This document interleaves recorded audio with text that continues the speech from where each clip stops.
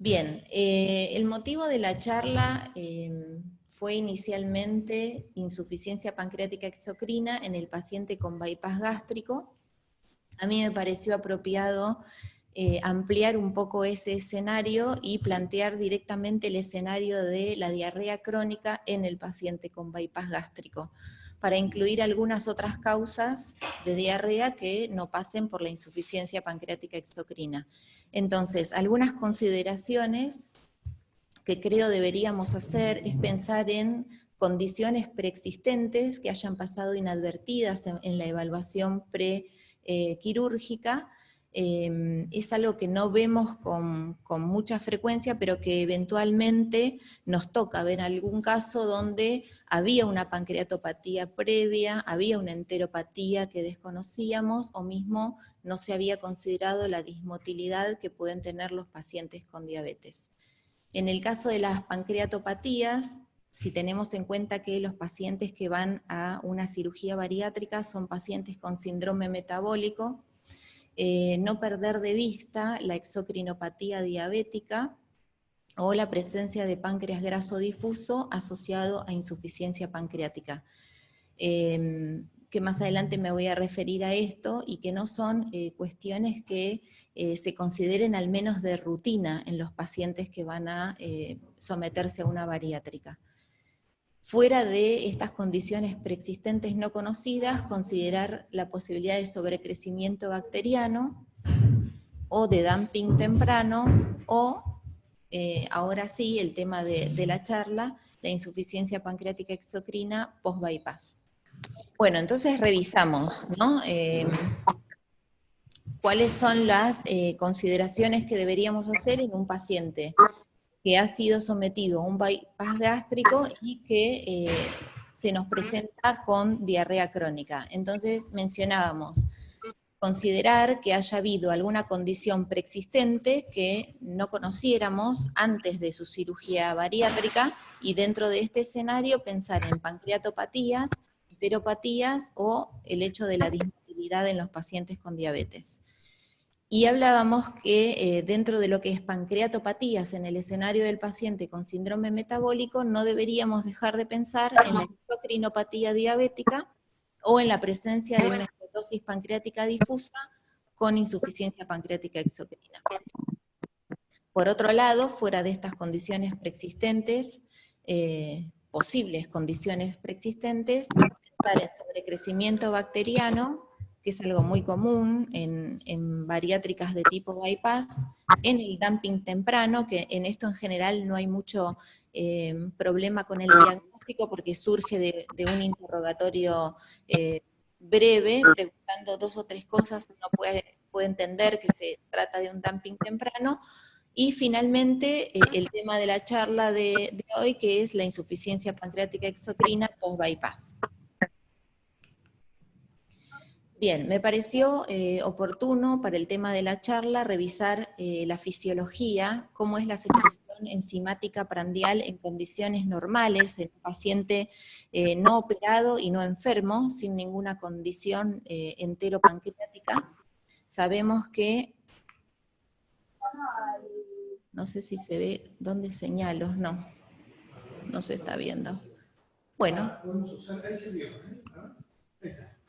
Sabemos que la llegada de los nutrientes al antro gástrico va a gatillar la distensión del fundus gástrico. Esa distensión del fundus va a generar un reflejo estimulatorio que va a ir a estimular la secreción pancreática enzimática.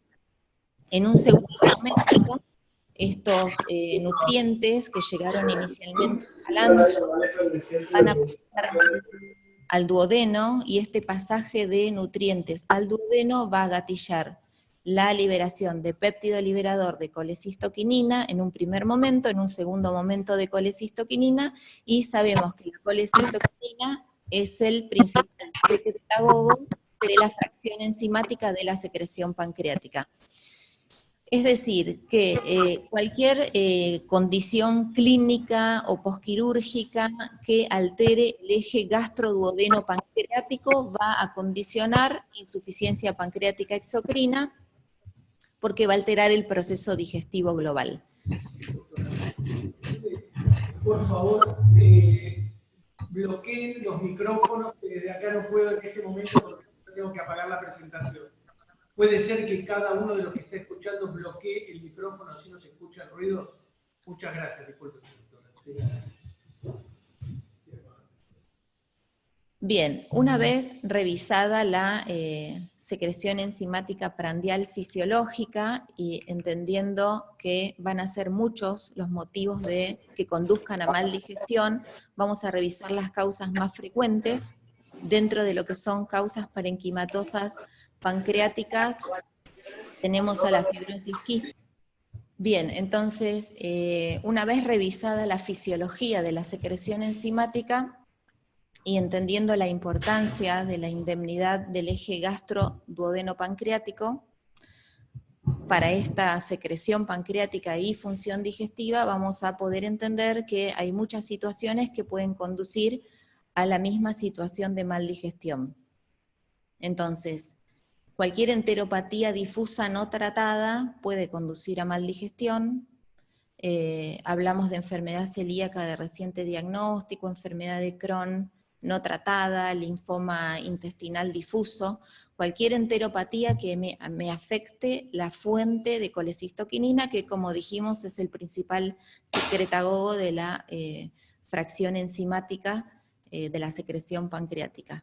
Dentro de las patologías parenquimatosas pancreáticas, la fibrosis quística, pancreatitis crónica, las agudas, sobre todo las necrotizantes, los tumores periampulares, en este caso es porque no hay posibilidad de salida del flujo pancreático hacia el duodeno, que es el sitio de acción de la secreción.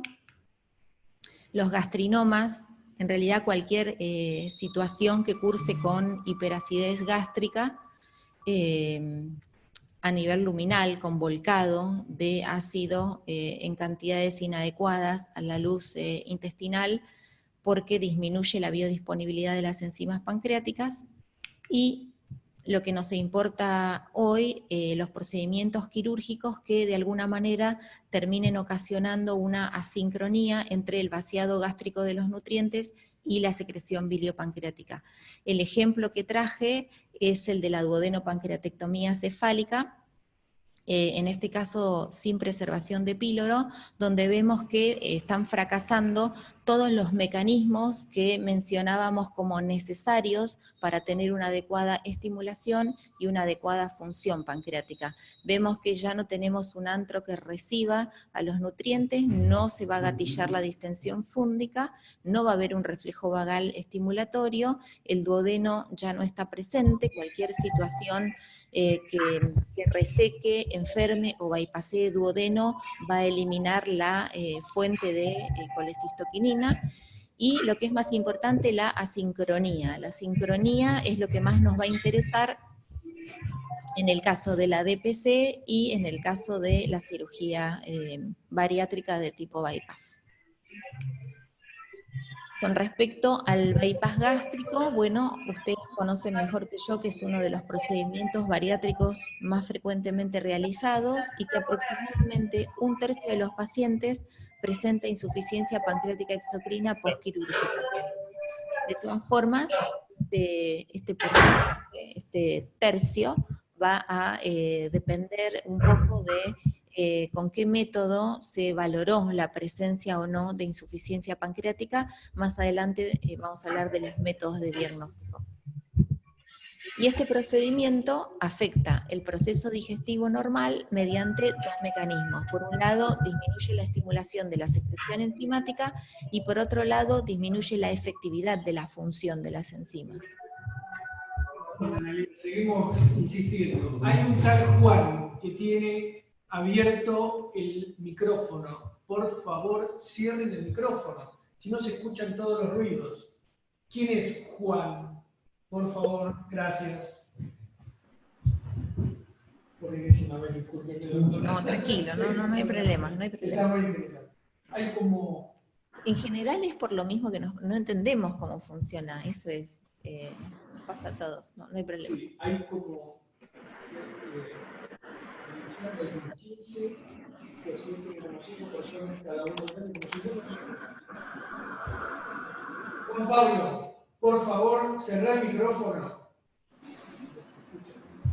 ¿No me escuchan? No sé por qué. Quiero saber quién es Juan Pablo. A ver, lo voy a buscar. Bueno, siga usted, doctora, yo lo voy a buscar por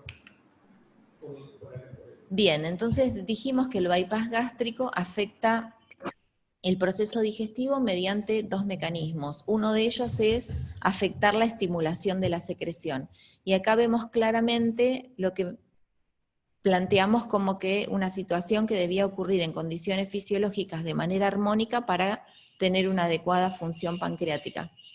Entonces vemos que ya no vamos a tener una distensión fúndica, que es nuestro principal y primer estímulo para la secreción, porque ya el fundus está excluido del tubo en este procedimiento.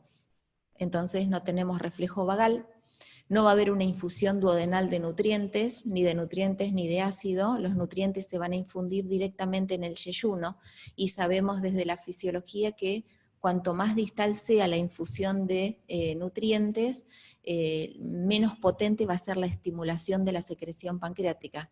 Y esto es así de una manera tal que si uno infundiera nutrientes en el ilion terminal, se gatillaría un reflejo incluso inhibitorio sobre la secreción pancreática.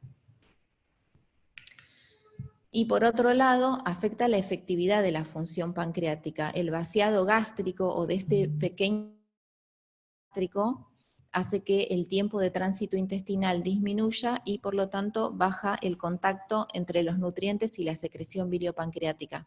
El contacto es fundamental para el proceso digestivo. Por otro lado, la longitud del asa biliopancreática es muy importante porque está condicionando dos cuestiones. Por un lado, la supervivencia de las enzimas, disminuye la supervivencia de las enzimas cuanto mayor sea la longitud del asa biliopancreática, porque las enzimas quedan dando vueltas solas y sabemos que la presencia del sustrato específico de cada una de ellas es necesario para que esas enzimas prolonguen su vida media. Se agota su vida si el sustrato específico no está presente. Y además también baja la posibilidad de contacto entre nutrientes y secreción biliopancreática. Pero lo que es más importante, insisto con esto, es la asincronía. Vemos que los nutrientes van por un asa y la secreción biliopancreática va por otra, y dependiendo de la longitud y del grado de salud que tenga el canal común, vamos a tener más o menos posibilidades de contacto y de proceso. Bien, entonces la importancia de la sincronía, corro el riesgo de ser reiterativa, pero esto es fundamental, esto de comprender, que muchas veces vemos que una medición de las tasas no es un buen método, no siempre es un buen método, ni mucho menos como herramienta aislada para decir hay o no insuficiencia pancreática. La elastasa puede estar conservada, relativamente conservada en su volumen, en su cantidad, pero la sincronía hace que yo tenga un proceso digestivo adecuado para mantener un estado nutricional saludable o no lo tenga. ¿Cuáles son las herramientas diagnósticas en Argentina? Aclaro en Argentina porque en algunas unidades del mundo cuentan con el test del aire expirado. El test del aire expirado es un muy buen test que serviría para muchos escenarios, incluido el post-bypass gástrico. Serviría para cualquier paciente con enteropatía, no es un test específico de insuficiencia pancreática, es un test de función digestiva, donde se usa una mezcla de triglicéridos marcados con carbono 13, y como se usan triglicéridos, lo que está valorando es la actividad de la lipasa. Y es un test que en este escenario sería genial, pero no lo tenemos. Entonces, aclaro en Argentina cómo nos manejamos. Bien, sí, justo hay una videoconferencia. No, pero no me está escuchando. ¿Cómo estás? ¿Y vos?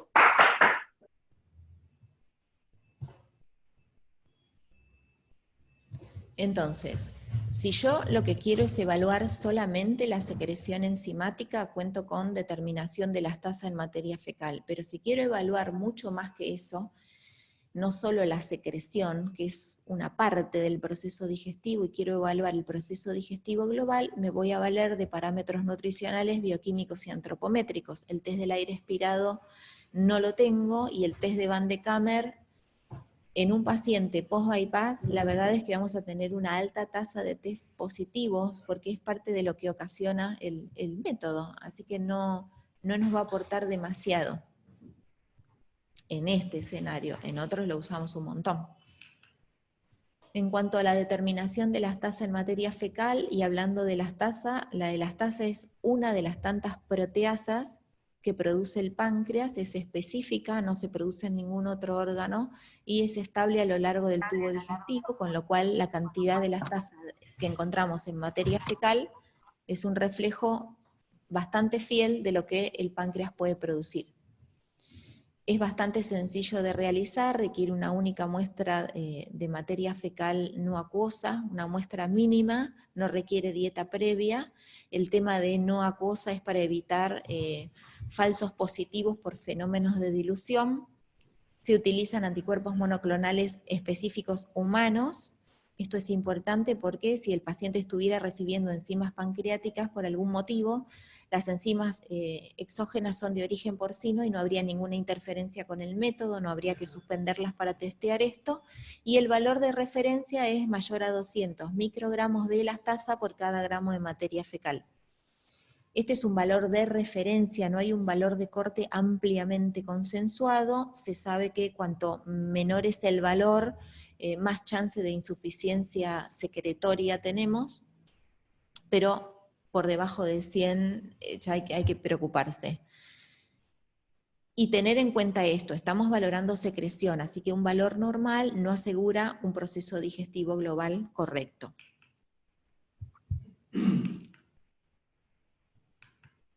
Otra vez.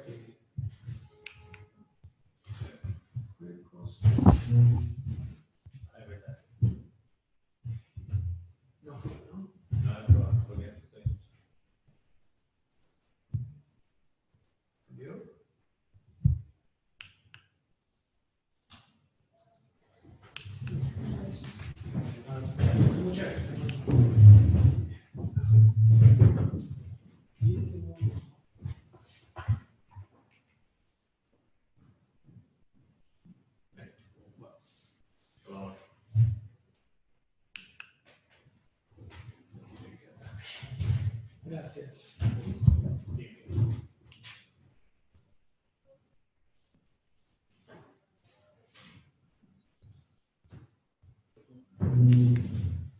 Bien, entonces, si queremos ahora sí evaluar el proceso digestivo global, vamos a valernos de parámetros nutricionales bioquímicos. El panel recomendado es incluir magnesio siempre y por lo menos 2 vitaminas liposolubles, tratando de evitar a la vitamina D, que si bien es liposoluble, es una hipovitaminosis frecuente en la población general. Entonces tratamos de evitar la vitamina D.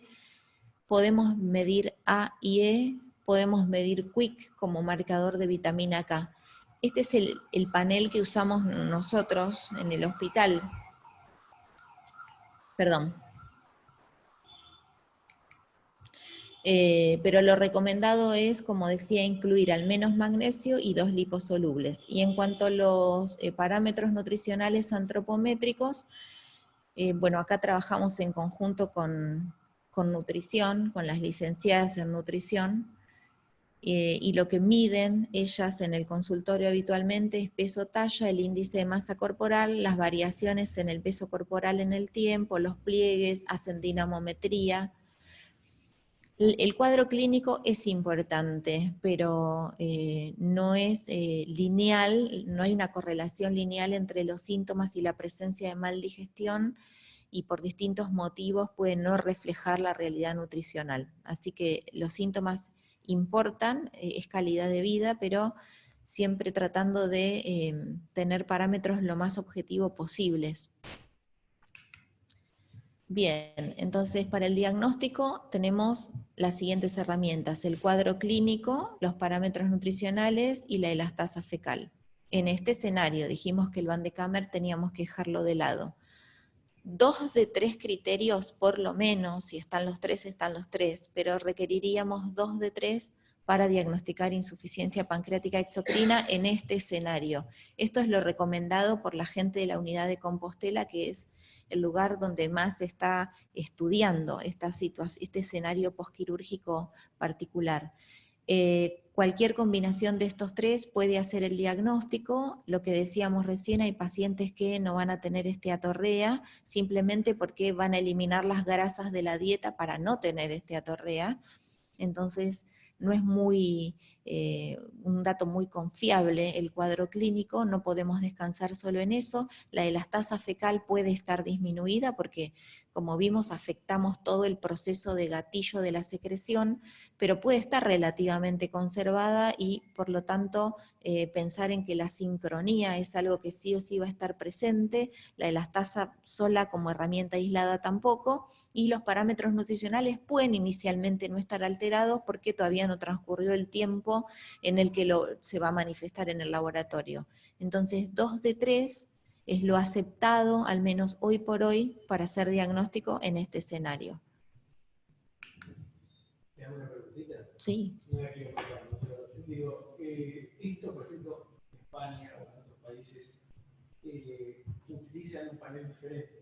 O sea, aparte de estos 3 puntos, por ejemplo, el test del aire expirado sería mucho más convincente. ¿Cómo es? Sí, el test del aire expirado, por ejemplo, en la unidad que nombraba recién de Compostela, usan test del aire expirado. En Argentina está en ANMAT, está en proceso de evaluación, está con las cuestiones administrativas. Es un muy buen test, no es específico de esta situación, lo que valora es proceso digestivo. De hecho, este trabajo que les iba a comentar valora el proceso digestivo global.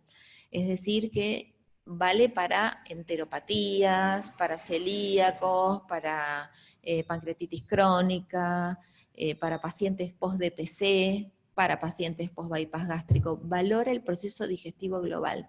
Te dice si el resultado es efectivo o no. Va más allá de la secreción, valora todo. Lo que hacen es dar esto es una mezcla en polvo de triglicéridos mezclados, una mezcla marcada. Eso, por supuesto, sufre el proceso digestivo que pueda en nuestro paciente, y por circulación portal los metabolitos marcados llegan al hígado y posteriormente al pulmón, y en el aire expirado se puede medir el dióxido de carbono marcado. Y se considera que una tasa de recuperación mayor al 29% es normal. No sería específico, pero sería muy bueno tenerlo. Este trabajo fue justamente hecho usando el test del aliento. Es un trabajo del equipo de Compostela, donde evaluaron en 94 pacientes de manera prospectiva cuál era el procedimiento bariátrico que más afectaba el proceso digestivo. Y lo que se vio es que el bypass, que dijimos que es tal vez el más realizado, es el que impacta de manera intermedia entre el switch y la manga gástrica. Pero aún la manga gástrica tiene cierto impacto, y esto, desde la fisiología, la explicación que se le da es, esto de que no hay el gatillo inicial, la distensión fúndica, porque tenemos el estómago tubulizado, y la distensión fúndica no es nada menor en iniciar esta cascada de estimulación de la secreción pancreática. En este trabajo valoraron lo que les decía, la tasa de recuperación de dióxido de carbono marcado, el tiempo pico hasta la exhalación del carbono marcado y la dinámica de exhalación. Y lo que vemos es que el bypass gástrico tiene tasas de recuperación intermedias, pico minutos, o sea, la exhalación pico también en tiempo intermedia entre el switch y la manga, y la dinámica también intermedia, con una digestión más temprana para los pacientes con manga y una digestión tardía para los pacientes con switch. Que la verdad es que no sorprende si uno piensa cómo cada uno de estos procedimientos modifica el eje gastroduodeno-pancreático. no sorprende en realidad, es ponerle números a estos 100 pacientes, 94 pacientes. Pero bueno, es uno de los pocos trabajos que vamos a encontrar comparando los procedimientos y usando este test. En cuanto a las manifestaciones clínicas y a las consecuencias de la insuficiencia digestiva, por supuesto podemos encontrar los síntomas que deriven de los restos alimentarios digeridos parcialmente, que quedan dando vueltas en la luz del tubo digestivo, como la distensión, la diarrea, la dispepsia o incluso el dolor. Pero lo que es más importante es cuando aparecen signos y síntomas ya causados por la malnutrición calórico-proteica y por déficits vitamínicos o de minerales específicos. Bueno, y aquí la pérdida de peso excesiva, no la esperada para el tratamiento que se hizo, la sarcopenia, la anemia, las alteraciones de la visión vinculadas con los déficits de vitamina A, espasmos musculares, osteoporosis, neuropatía, dependiendo un poco de cuál sea el nutriente que está faltando, ataxia, deterioro cognitivo, trastornos de la coagulación. Lo que hay publicado es un aumento del riesgo de infecciones, fracturas y eventos cardiovasculares en pacientes con insuficiencia pancreática exocrina. Estos estudios que demuestran este aumento del riesgo de estas complicaciones no fueron hechos en pacientes con cirugía bariátrica, sino en el escenario de la pancreatitis crónica, pero los estudios mostraron claramente que el factor de riesgo no era la pancreatitis crónica, sino la insuficiencia pancreática que ocasionaba la pancreatitis crónica, así que parece sensato extrapolarlo a esta situación. Y bueno, eventos cardiovasculares, que la verdad es que cuando uno realiza una cirugía bariátrica, parte de lo que quiere evitar, de lo que quiere hacer es bajar el riesgo de eventos cardiovasculares, y vemos que por otro lado, si se desnutren, también tienen aumentado el riesgo de presentar estas complicaciones. Por supuesto, el deterioro de la actividad laboral y de la calidad de vida y una mortalidad precoz, derivada de todo lo anterior. Bien, y esta es una pregunta que me planteo personalmente desde hace algunos años, no tengo la respuesta. La pregunta es si existen subgrupos que tengan un mayor riesgo de insuficiencia pancreática exocrina, subgrupos en los que uno pueda adelantarse a testear algo, tal vez en el ámbito o en el escenario, en el momento prequirúrgico, que pudieran hacer más predecible la evolución posoperatoria en cuanto a esto, ¿no? En cuanto al desarrollo, ¿no?, de insuficiencia pancreática. Y se me ocurren dos escenarios que los nombraba al principio de la presentación. Una es la diabetes de tipo 2. Sabemos que la diabetes de tipo 2 tiene una prevalencia de IPE que llega hasta el 54%. Sobre todo son pacientes diabéticos de larga data, mal controlados, con altos requerimientos de insulina, por mecanismos parácrinos negativos de la célula insular sobre la masa cinar. Fue el primer mecanismo propuesto, pero cada vez se conoce más sobre esto que se conoce como exocrinopatía diabética. Y sin embargo, bueno, no es algo que se valore por lo menos de rutina, si el paciente que va a sufrir esta bariátrica o a realizarse esta bariátrica puede ya tener una insuficiencia exocrina porque es un diabético de larga data. Lo valoramos. Marcela, ¿estará? El doctor podría haber pasado. Se podría haber pasado para que lo vea.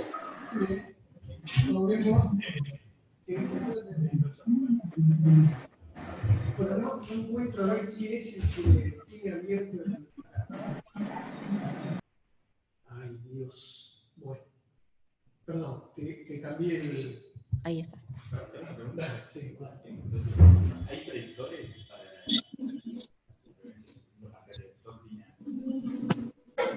estos? La enfermedad de larga evolución le llaman a 5 años, tampoco tan larga, ¿no? Sí. Bueno, la enfermedad de larga evolución, que estos 5 años se considera larga evolución. Y el mal control glucémico, pacientes que les cuesta controlar con los tratamientos farmacológicos los niveles de glucemia. No es de rutina pensar en esto antes de ir a un bypass o a una bariátrica en general. Entonces, lo que, digamos, sintetizando, los pacientes que tienen enfermedad diabética de larga data podrían ser aquellos también que tuviesen insuficiencia previa. Previa. Sí, de hecho Bien. se ve. Bien. Se ve y está reportado hasta en un 50 y pico %. Sí. Es un dato a considerar porque Son los pacientes que más se benefician con la cirugía bariátrica desde el punto de vista lógico. Claro. Todo un tema.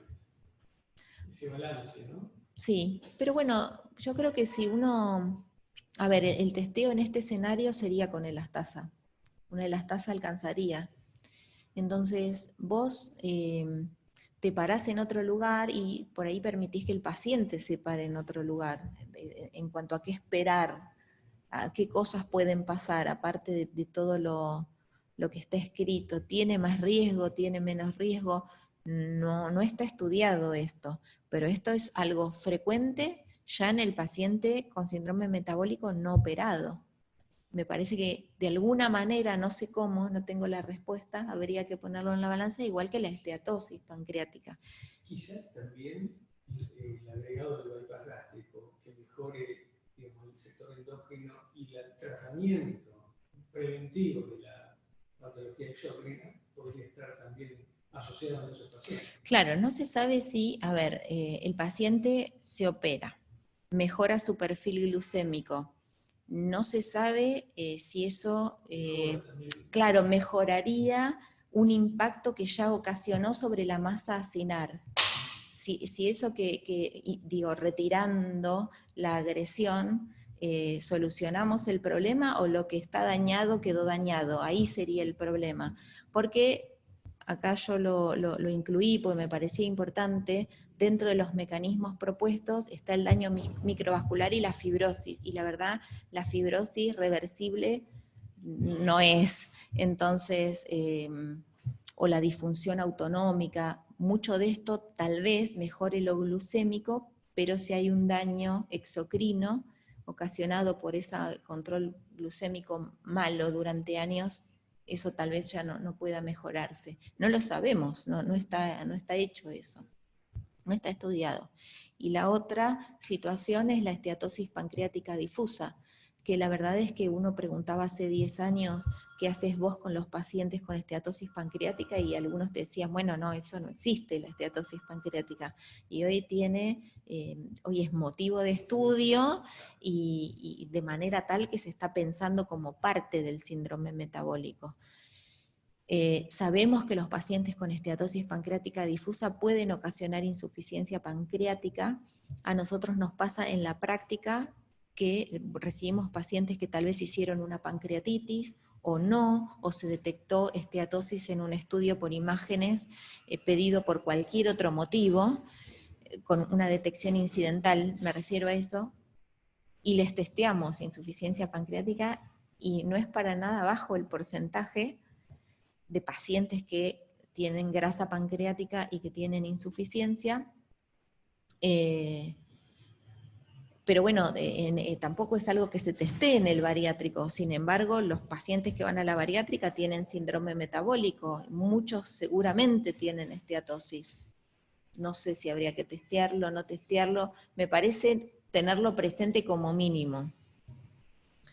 En este escenario los mismos propuestos son el reemplazo de células acinares por células grasas, por adipocitos, efectos paracrinos negativos de los adipocitos sobre la masa acinar, y la lipotoxicidad que podría ocasionar la acumulación de microgotas de grasa dentro de las células acinares.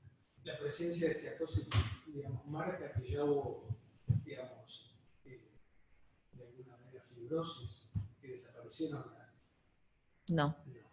La fibrosis es fibrosis y la esteatosis es grasa, sí. Y resonancia es el mejor estudio para diferenciar ambas. Por el primer punto que pusiste de reemplazo de células asesinas por adipocitos, es decir, que ya uno cuando ve quizás el estado graso del páncreas puede determinar que ya se ha modificado la histología, ¿no? Sí, sí, claro. Y ya es permanente. No lo sabemos. No sabemos. No lo sabemos porque una cuestión es la fibrosis. La fibrosis, por definición, es algo que es irreversible. La esteatosis no se conoce. De hecho, en este escenario sí hay algunos trabajos que muestran mejoría en la cantidad de grasa pancreática posbariátrica. Claro, como el hígado. Exacto. Pero los trabajos que hay en hígado son infinitos y en páncreas recién empiezan. Sí, sí, sí, total. Bien, me pareció apropiado, si bien la charla no es de esteatosis, aclarar la nomenclatura, porque vamos a escuchar cada vez más sobre esto, y no es lo mismo todo. Entonces, lo que se asume hoy por hoy, lo que está aceptado, es que páncreas graso, esteatosis pancreática o lipomatosis pancreática se pueden utilizar como sinónimos, pero después sí, a través de la historia clínica y los antecedentes del paciente, habría que dividirlos en reemplazo graso o infiltración grasa, porque la trascendencia clínica sería diferente. Entonces, en el caso del reemplazo graso, hablamos simplemente de eso, de cuando hubo una pancreatitis necrotizante extensa y hubo reemplazo del tejido desvitalizado por grasa, o en hemocromatosis o en fibrosis quística. Ahí puede haber insuficiencia pancreática, pero la trascendencia clínica está en los casos de infiltración, que es de última la entidad que tiene relación con la patología, con la cirugía bariátrica. La infiltración grasa está relacionada con la obesidad, la enfermedad pancreática grasa no alcohólica está relacionada con la obesidad y el síndrome metabólico, y está descripta la esteatopancreatitis no alcohólica de manera similar a lo que ocurre con el hígado. Entonces, es importante porque la trascendencia clínica es diferente. Entonces, deberíamos hablar de infiltración solamente cuando está asociada a otros componentes del síndrome metabólico. Y aquí, además de insuficiencia pancreática, y esto es lo importante, sabemos que hay aumento del riesgo de cáncer de páncreas. El paciente con infiltración grasa tiene mayor chance de tener PANIN, las lesiones precursoras del cáncer de páncreas, y un estroma que favorezca la diseminación de ese cáncer. Si el paciente tiene una pancreatitis, va a ser más severa en el paciente que tiene esteatosis pancreática, y ese paciente, si tuviese que ir a una cirugía pancreática, tiene más riesgo de fístula pancreática. Entonces, reemplazo no es lo mismo que infiltración, claramente.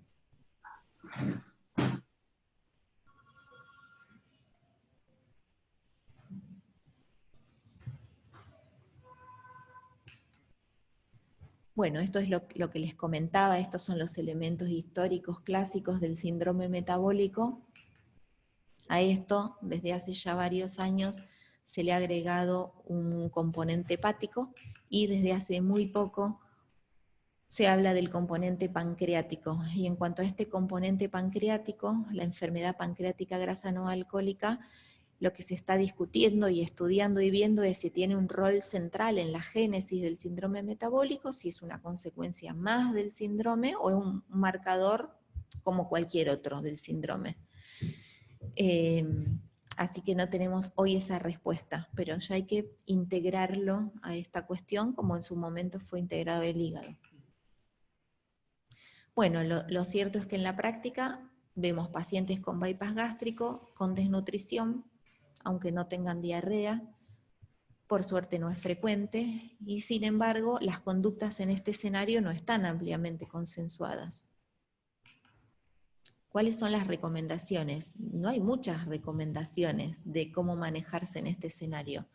Estas recomendaciones son las transmitidas por el grupo de Compostela, que muchos de ustedes escucharon esto este año. Lo que se vio es que dar dosis muy bajas, porque estos son dosis muy, muy bajas de pancreatina, durante las 4 comidas, permiten mantener un estado nutricional adecuado, sin la ganancia de peso temida por el cirujano bariátrico. Lo importante es que el paciente tome las cápsulas enteras, sin masticar, sin morder, durante las comidas, ni antes ni después. Entre 20 y 25.000 unidades, que como decíamos es una dosis muy baja, y sabiendo que en esa cápsula, si bien cuando uno habla de cuántas unidades le vamos a administrar, hablamos de la lipasa, porque no es nuestra enzima limitante, le estamos dando también amilasa y un conjunto de proteasas, pero siempre hablamos de tantas unidades de lipasa porque es la enzima que nos va a determinar, además de la digestión de las grasas, la absorción de las vitaminas liposolubles por arrastre, y además porque no tenemos enzimas endógenas que sustituyan la actividad de la lipasa pancreática de manera adecuada. Si bien existen las lipasas prepilóricas, como la lingual o la gástrica, tienen una actividad muy bajita y no suplen la actividad de la lipasa pancreática. Y además de todas las enzimas pancreáticas, es la que se desnaturaliza más rápido en la luz del tubo, por las proteasas luminales y por el ácido luminal. Así que la lipasa es lo que nos importa, si bien uno le está aportando todo lo demás. ¿Qué hacemos con el paciente que no responde? Bueno, ahí empezamos a pensar entre todos y de todo. Primero verificamos que tome adecuadamente las enzimas. Las enzimas no se toman una hora antes, ni una hora después, ni en ayunas, se toman durante el plato.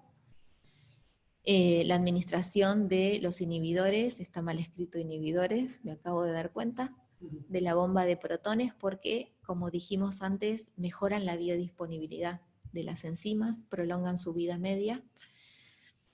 Evaluar aumentar la dosis de enzimas pancreáticas y considerar las causas alternativas, todas las que nombramos en el slide inicial.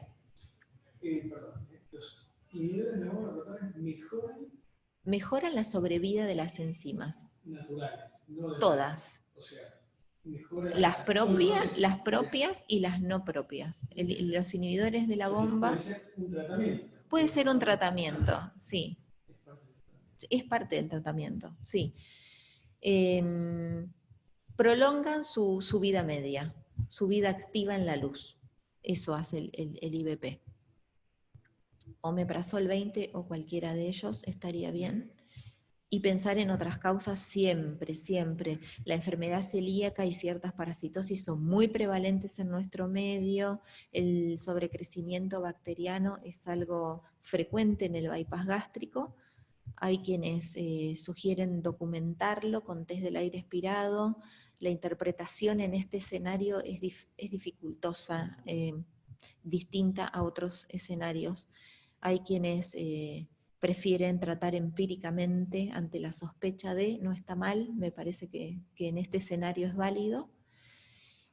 Y pensar que puede tener diarrea por un cáncer de colon, o sea, no perder de vista todas las causas de diarrea, no enfocarnos solamente en esta situación, ver si ese paciente tiene más de 50, no tiene su colono, ampliar el abanico lo máximo posible. Y es lo que hacemos artesanalmente, es un manejo puramente artesanal. Bueno, y para finalizar, esto es lo que hacemos, no tenemos las respuestas. Lo que hacemos es, ante estos pacientes de difícil manejo, trabajar juntos, pensarlos entre todos, y las conductas artesanales, individualizarlas, como todo en medicina, me parece, ¿no? Muchas gracias. Muchas gracias, doctora. Por nada. Excelente la presentación. Lo que yo quisiera hacer es, usted tiene un rato más como para que hagamos preguntas. Me gustaría, si me escuchan, que el que quiera hacer preguntas me lo envíe por WhatsApp, por el WhatsApp de Bariátrica Argentina, y yo les voy dando lugar, ¿les parece? Así que, como vayan apareciendo las preguntas, yo lo voy a ir dando. Así no abrimos los micrófonos. Bueno, yo le preguntaría, bueno, acá tenemos el primero, a Jorge. Si querés, Jorge, liberar el micrófono y preguntar directamente. Bueno, muy buena, muy clara la presentación. Yo quería preguntarte, dentro del seguimiento habitual en el paciente que no tiene sintomatología ni tiene diarrea, ¿es adecuado a un seguimiento o estudios especiales y con qué frecuencia lo sugerís? Durante el seguimiento de él no escuché bien. Durante el seguimiento del paciente, dijiste, Jorge, volví a hacer la pregunta, por favor. Sí, el seguimiento postoperatorio de los pacientes con bypass gástrico, que no tengan sintomatología de insuficiencia pancreática, que no tengan diarrea. Igualmente, ¿sugerís algún esquema y con qué frecuencia de estudios para detectar algunos casos que sean subclínicos? En realidad no está protocolizado eso, y los pacientes que nos llegan a gastroenterología, al consultorio de páncreas o incluso de gastro general, me refiero a no al gastroenterólogo que está dentro del equipo de cirugía bariátrica, en general los que nos llegan son porque tienen síntomas y no está protocolizado el seguimiento o hacer estudios en el paciente asintomático que viene perdiendo el peso que se esperaba que pierda y conserva parámetros nutricionales bien. La verdad es que no, en la práctica no lo hacemos, no nos llegan a nosotros esos pacientes. Hay todo un seguimiento de parte del equipo de bariátrica, que eso sí está protocolizado. Yo creo que ahí la pregunta, doctora, a ver si es pertinente. La idea que nosotros los cirujanos no conocíamos hasta hace poco esta patología. Resulta que cambió de neuróloga. La interpretación es lo que más difícil se nos hace, porque para nosotros son todos equipos. Es decir, el paciente tiene que estar muy sintomático. ¿Qué es lo que tenemos que pensar? ¿Qué le podría decir usted a los cirujanos? ¿Cuáles serían los inicios claros de una patología que parece subclínica para nosotros, pero deberíamos estar atentos? Claro, claramente el paciente no debe estar desnutrido. Esa es el objetivo, lo que no hay que perder de vista. El paciente no tiene que estar desnutrido. Los síntomas, como dijimos, son inespecíficos y pueden incluso no estar porque el paciente adaptó su dieta para no tener síntomas y funcionar en su vida diaria, poder seguir. Entonces, dentro del objetivo, los parámetros nutricionales que mencionábamos, incluyendo el magnesio, las liposolubles, no está protocolizado. A ver, para nosotros, para los gastroenterólogos que hacemos general o en mi caso páncreas, cada cuánto pesquisarlos, en quién pedirlos, porque directamente ya nos llegan los complicados. Yo no sé en el equipo de bariátrica con qué frecuencia lo piden. A ver, lo que quiero transmitir es, el paciente no puede estar desnutrido, tiene que bajar de peso, pero no a expensas de su malnutrición por todo lo que vimos que acarrea. Entonces, el objetivo es los parámetros bioquímicos y los antropométricos, que esto entiendo que no se pierde nunca porque el seguimiento por nutrición lo tienen. Así que... Evidentemente, nos tiene que llamar la atención un exceso de descenso de peso. Nos tiene que llamar la atención la diarrea o con esteatorrea. Si está presente, claro, sí. Importante. Los parámetros nutricionales, sí, ahora, sí. La diarrea con dolor abdominal tiene que ver con una mala metabolismo de los lípidos, o podemos asociarlo más al sobrecrecimiento bacteriano. Bueno, los síntomas, claro, no. Por la clínica no lo vamos a poder diferenciar porque son síntomas inespecíficos comunes a un montón de situaciones. Distensión, diarrea, dolor, puede ser intestino irritable, o sea, nada, lo vemos en pacientes de gastro general todo el tiempo, sobrecrecimiento bacteriano tranquilamente, insuficiencia pancreática también podría manifestarse así. Los síntomas son inespecíficos y a veces no están. Entonces, los síntomas me parece de todo lo menos útil, sin embargo, es lo que molesta al paciente y modifica su calidad de vida, pero basarnos más en lo objetivo. La antropometría, que eso seguro no falta, porque en los equipos de bariátrica el seguimiento ese está, y los parámetros de laboratorio, vitaminas, minerales. Yo le preguntaría con respecto al tratamiento. Usted comentó que son de 20.000 a 25.000 unidades, ¿no? De lipasa. De lipasa en inicio, digamos, un tratamiento básico con bajo. ¿No? Esas son dosis bien bajitas, Entonces, sí. A ver, yo lo que quisiera preguntarle es, ¿a cuántas comprimidos corresponden y cuál sería el valor. Ah, perfecto. ¿El valor económico? No tengo el número, pero no es algo barato, es algo caro. Hay una sola presentación disponible en el país, no hay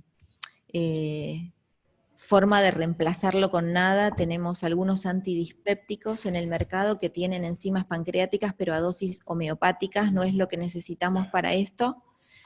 Y ni siquiera son efectivos en la dispepsia, así que para tratar insuficiencia pancreática, mucho menos. Lo que damos son cápsulas de 300 miligramos de pancreatina. La pancreatina es un nombre de fantasía, que lo que está englobando es el conjunto de las enzimas, lipasa, amilasa y todas las proteasas. La cápsula tiene 300, hay cápsulas de 150 miligramos disponibles, pero para un paciente adulto y para minimizar la cantidad de cápsulas por comida, estamos hablando de una cápsula de 25.000, que en Argentina son las que están disponibles. ¿La de 300 miligramos de 25.000 miligramos? Sí, la de 300 miligramos es la de 25.000 unidades de lipasa. Una por comida. Una por comida. Una por comida. Esas son dosis bajitas y son las dosis que mostraron mejorar los parámetros objetivos de nutrición en el laboratorio sin interferir con el proceso buscado de pérdida de peso. El equilibrio es una cornisa, es una línea muy fina, más artesanal que esto no hay. Las dosis mínimas en DPC, para tener como parámetro de referencia, son durante las comidas principales el doble de lo que se sugiere en este escenario. Pero bueno, ahí lo que queremos es que ganen peso, que mejore, es otro escenario. Acá es delgada la línea porque justamente hay... no es que son intereses opuestos, pero bueno, se operó para perder peso, entonces ahí es donde viene el conflicto, pero perder peso sin desnutrirse sería el objetivo. Acá preguntan algo que usted comentó ya, pero vale que lo explicite otra vez por ahí. La pregunta de Marcelo es si la elastasa, ¿qué valor tiene en materia fecal? ¿El valor económico o qué? No. ¿Qué valor diagnóstico tiene? Bueno, es una herramienta que usamos, la usamos con mucha frecuencia, mide secreción. Sin perder de vista eso, podemos usarla. Es decir, podemos medir elastasa, muy probablemente la encontramos baja porque vimos que modificamos la anatomía que gatilla el estímulo. Pero si no es así, si todavía hay una buena capacidad secretoria, el páncreas tiene una gran reserva funcional, se aguanta bastante. En el caso de que no la encontremos baja, eso no garantiza que el proceso digestivo ocurra correctamente, porque va a depender de todo lo otro que dijimos. Va a haber una asa biliopancreática donde va a haber enzimas solitas circulando sin su sustrato, se van a unir recién con suerte abajo en el canal común, que hay que ver si era un canal común sano desde antes de su cirugía. Es decir, es útil, sí, es una herramienta que usamos, mide solo secreción, no valora el proceso digestivo global. Yo lo que me imagino que pregunta el doctor es, nosotros, a ver, el escenario sería este, el paciente viene con pérdida de peso, que nos empieza a preocupar. Además, tiene un laboratorio en donde uno ve que tiene algunos déficits, ¿no? Vitaminas y quizás albúmina. Ahí la elastasa. Le pedís. Ahí la elastasa, si es normal, ¿cómo? Tiene cuadro clínico y tiene parámetros nutricionales alterados, yo le indicaría tratamiento. Bien, creo que ya debería estar respondido, ¿no? Lo que no está claro tal vez es el orden en el que uno haría las cosas, porque ante este cuadro inespecífico que planteaban recién, que dijimos que puede ser desde colon irritable hasta sobrecrecimiento, bueno, ¿qué es lo primero que hacemos? ¿Damos tratamiento empírico para sobrecrecimiento? ¿Le damos enzimas pancreáticas? Bueno, no está estudiado. En otras situaciones está más claro qué cosa después de cuál. Acá no. Pero lo cierto es que el procedimiento parece diseñado para romper con todas las reglas de la fisiología de la digestión, y bueno, de hecho es así, y entonces, bueno, hay que darle un rol central, no dejarlo para el final, considerarlo antes de que el paciente siga perdiendo peso y perdiendo calidad de vida. Y entonces, usted, por ejemplo, aprovechamos que es gastroenterólogo, y de haber tenido algún caso de paciente con bypass gástrico u otra cirugía y sobrecrecimiento bacteriano, o cuadro compatible. ¿Cuál sería para usted el tratamiento básico, digamos? Nosotros usamos rifaximina. Las dosis habituales, antes usábamos dosis más bajas, 200 miligramos cada 8 horas, solemos quedarnos cortos, así que lo que usamos ahora es 550 cada 12, un ciclo de 10 días, control evolutivo, probablemente repetir después de 4 semanas, dependiendo un poco de la mejoría. Y el sobrecrecimiento bacteriano no es una cuestión sintomática, simplemente, la verdad es que los sobrecrecimientos floridos afectan el estado nutricional y los parámetros bioquímicos, tanto como una enfermedad más orgánica, si se quiere, entre comillas, como una celiaquía. No lo desestimamos para nada. Como les comentaba, hay quienes prefieren hacer el test del aire expirado antes. Con esta anatomía modificada es difícil interpretar el resultado. Y otros grupos prefieren directamente tratar, partiendo de la base de que es una situación muy, muy prevalente en este escenario postquirúrgico particular. Rifaximina, básicamente. Bien, perfecto. Se puede dar metronidazol. Hay grupos que dicen, bueno, no, metronidazol no, porque se absorbe todo en el intestino delgado, entonces en realidad no es efectivo el metronidazol. Hay una pelea con metronidazol. Nosotros usamos rifaximina en general. ¿Qué lugar tiene la reconversión de cirugía? De la cirugía absortiva. Yo no he visto tener que reconvertir por esta situación, ninguna experiencia. Hemos tenido un caso nosotros solo, que fue derivado a nuestro equipo, no estaba operado por nosotros, una señora de 70 años que tenía por lo menos 8 años de bypass, más o menos. Tardíamente empezó a tener un cuadro clínico compatible con el descenso de peso y desnutrición. El diagnóstico de insuficiencia pancreática no fue logrado, fue buscado, pero probablemente tampoco, es como usted dice, ¿no? Digamos, quizás la evaluación no está bien estudiada, no está bien desarrollada. La cuestión es que le indicaron también tratamiento con Pancreatina. pancreática, no funcionó bien, la señora estaba postrada, con un año de postración y de tratamiento nutricional. Bueno, la evaluamos nosotros, al final, después de mucho estudio y de mucha evaluación, le hicimos una corrección del bypass. La señora tenía como 5 cirugías abdominales, así que era una cirugía compleja, y lo que hicimos no fue una conversión para atrás, digamos, del bypass gástrico, sino que hicimos una anastomosis de la enlace alimentaria al remanente gástrico, es decir, tenía mucho problema intestinal, digamos, mucha adherencia intestinal, y logramos hacerle, encontramos una enlace alimentaria y se la anatomizamos al remanente gástrico, con lo cual se generó un circuito normal del alimento que pasa por el estómago y pasa por el duodeno.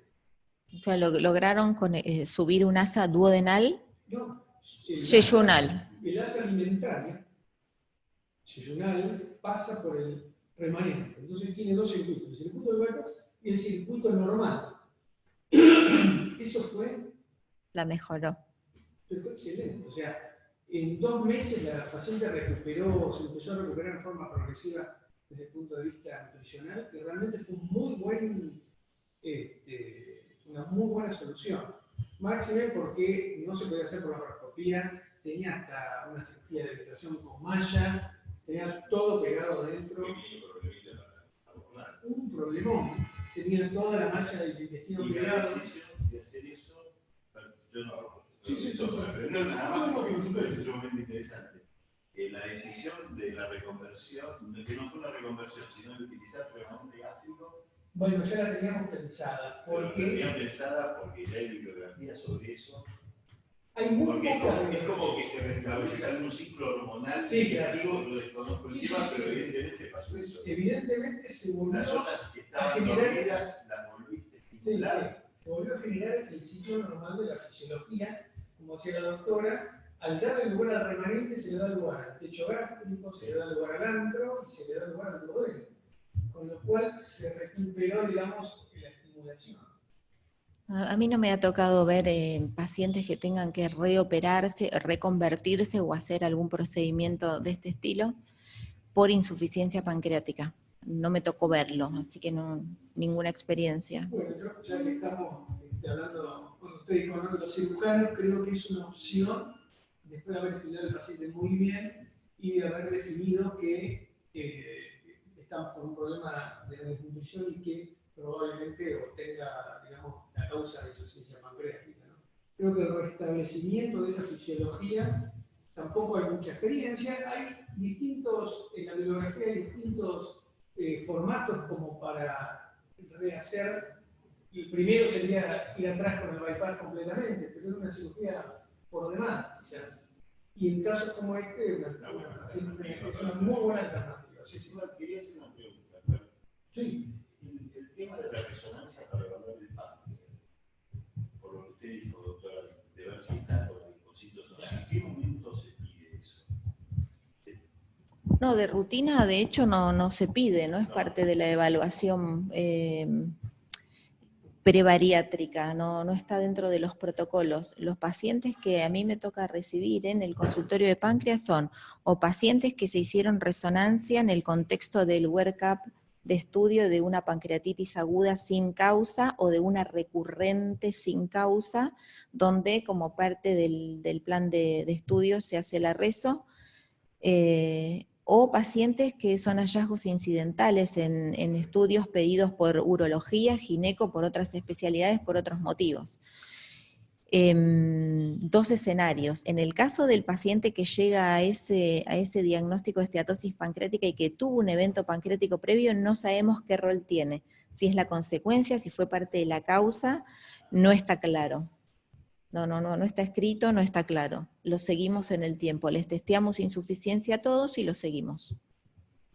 Bueno, acá preguntan, por ejemplo, si consideraría insuficiencia pancreática por una manga gástrica, que, bueno, también tiene, ¿no? Sí, está descrito como un procedimiento de bajo riesgo para insuficiencia. Y el mecanismo, como comentábamos, pareciera ser que el gatillo inicial de la distensión fúndica es lo que se eliminó. Sería jugar un papel importante. Sí, es el gatillo 1. Es más importante y es primero en la cadena de hechos, incluso antes que la liberación de colecistoquinina. Parecería ser el mecanismo. Pero bueno, el resto de las estructuras están indemnes. Los números dicen que dentro de lo que es bariátricas es el que menos impacta en el proceso digestivo general. Perfecto. Acá, otra pregunta es, que es atinada, dice, ¿probióticos juegan un papel y cuáles se utilizarían en la práctica? No, yo no tengo ninguna experiencia con el uso regular sistemático de probióticos en el paciente posbariátrico. Bueno, ¿alguna pregunta más? ¿Alguna cuestión? En algún lugar se está planteando la posibilidad de, para nosotros los cirujanos más que nada, de encontrar algún punto, si bien el problema no lo bypassea, ese largo de asa biliar, si hay algún punto de seguridad en el cual uno podría llegar a trabajar, Esa es una muy buena pregunta. una distancia segura en la cual uno podría ya minimizar los riesgos en los pacientes con bypass. Claro, no está el número, no está la cantidad de centímetros, eso no está, pero claramente a mayor longitud es mayor el tiempo en el que las enzimas que se liberan ahí están solitas. La enzima que está sola y no tiene su sustrato al lado se desactiva. Entonces, en ausencia de su sustrato, cuanto más tiempo circulante sola, Usted sabe, doctora, que menos chance de buena mezcla abajo. No hay el número, cuanto más corta, mejor. usted sabe que hay ahora cirugía, siempre esto se va actualizando. Hay una cirugía que se denomina VAWA, que es la cirugía de una sola anastomosis, un bypass de una sola anastomosis. No sé si usted lo escuchó. Lo escuché en el Congreso de Mendoza, Bueno, resulta atentamente. que hay distintas técnicas. Algunos consideran, digamos, un metraje determinado desde el ángulo duodeno-yeyunal, y otros hacen un porcentaje de intestino, cuentan el total y generan la unión y el conducto común a partir de un porcentaje de la cantidad total. Eso no está estudiado, ¿no es cierto? No, no está, ¿Tendría no. alguna recomendación? No, ninguna a partir de la no experiencia. Cuando lo escuché me parecía sensato considerar del total un porcentaje, pero me parecía sensato, a partir de lo que estaba escuchando y del mínimo análisis que podía hacer en ese momento. En la práctica no me tocó recibir pacientes con esto. En el futuro va a haber algo que va a determinar, porque uno que escucha desde afuera parece algo que uno quiere ser mecanicista, ¿viste? Y decir, bueno, tantos centímetros, y a lo mejor todo el intestino se comporta. Y a lo mejor día de mañana hay algún marcador que te dice, vos vas a tener prequirúrgico marcado, bueno, esta es la zona exógena que tengo que conservar, tantos centímetros, es muy empírico. Sí, eso decir, bueno, desde ya. Voy a hacer esto y no hay un sustrato científico para decir algo de tal cosa, es la impresión que cada uno tiene, también supongo por la experiencia de ustedes, o la experiencia que hay en la bibliografía, no sé qué cuenta la bibliografía de las medidas. Un poco es lo que comentemos, lo del porcentaje de... Se había hablado que arriba de una estabilidad entre 80 centímetros y 100 centímetros, ya había una caída de la función pancreática más o menos del 20%. Está evaluado en función de la elastasa, pero como vos decís que la elastasa es muy...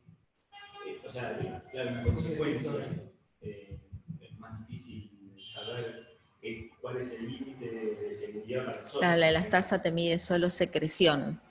Solo secreción.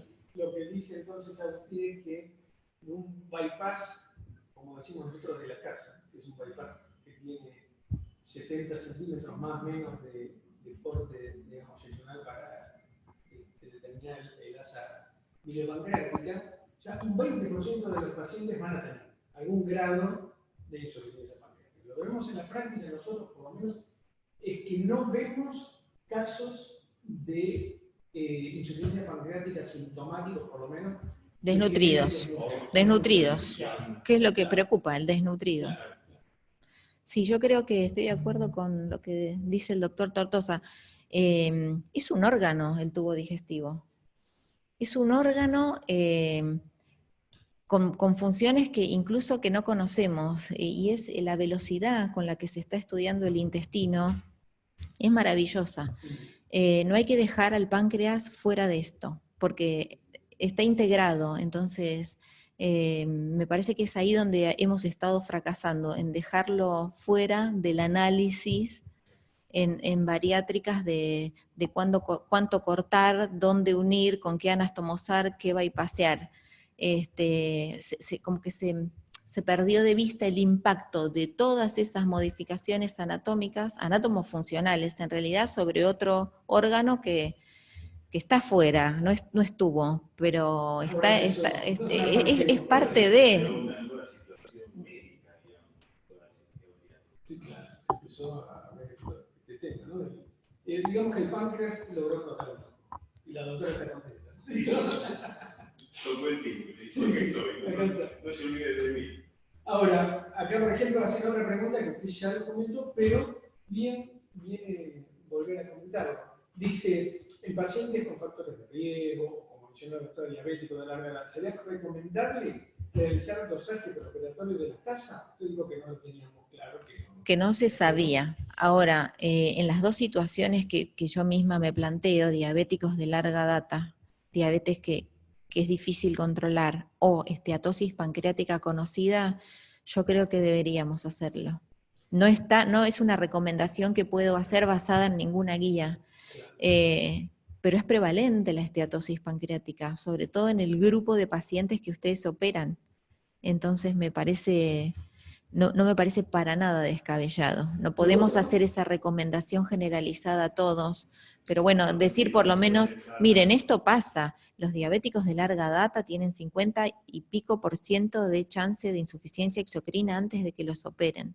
Y la esteatosis pancreática, los números no están, pero desde mi práctica de ver esteatosis y esteatosis por distintos motivos, incidentales o postpancreatitis, también es alta. Entonces, bueno, en ese escenario me parece que no es para nada descabellado. ¿Y qué le parecería en aquellos pacientes, entonces, teniendo en cuenta que pueden llegar a ser esta insuficiencia pancreática, prevenirla dándole medicación? En principio testearla. Si yo puedo testear, No hace falta. si yo puedo testear prequirúrgicamente, si este diabético o este paciente con esteatosis pancreática ya tienen per se una elastasa baja, y me parece que ya me puedo adelantar. Claro, sí, me da herramientas para pararme distinto. Bueno, no sé si están de acuerdo, y le digo a todos los cirujanos que están también escuchándonos, si están de acuerdo, damos por terminado. Si no hay otra pregunta, por lo menos en el chat no aparece otra pregunta, así que Jorge, no sé si vos estás por ahí, ¿querés hacer alguna consideración final? No, perfecto. Yo creo que es importante esta dinámica de ir incorporando la problemática que vamos descubriendo, que ignorábamos y que evidentemente nos obliga a estar activos y relacionados con las especialidades asociadas. Tenemos mucho que aprender indudablemente.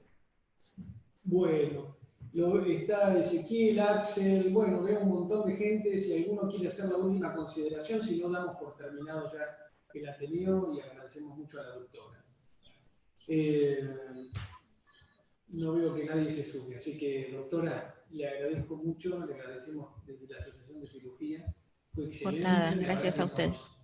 Nos vino muy bien porque realmente conocemos muy poco de este tema, y el aprendizaje del protagonista que apareció es muy importante para nosotros. Así que, gracias a ustedes.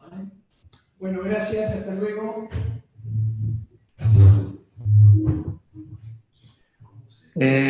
Alejandro, Sí. sería bueno, no sé si la doctora lo sabe, pero por lo menos contarle de que hubo en un momento 30 conexiones, inclusive servicios hospitalarios de Formosa con 6 o 7 personas por conexión. Así que ha habido por momentos cerca de entre 80 y 100 personas escuchándola. O sea, que sepa que realmente su mensaje llegó a mucha gente. Bueno, espero que haya sido de utilidad. Gracias. Muy buen dato, Jorge. Así que realmente juntar tanta gente en un anterior también es excelente. Así que muy buen dato, Jorge. Bueno, un saludo a todos. Bueno, muchas gracias. Saludos a todos. Saludos. Hasta luego. Bueno, bárbaro. Realmente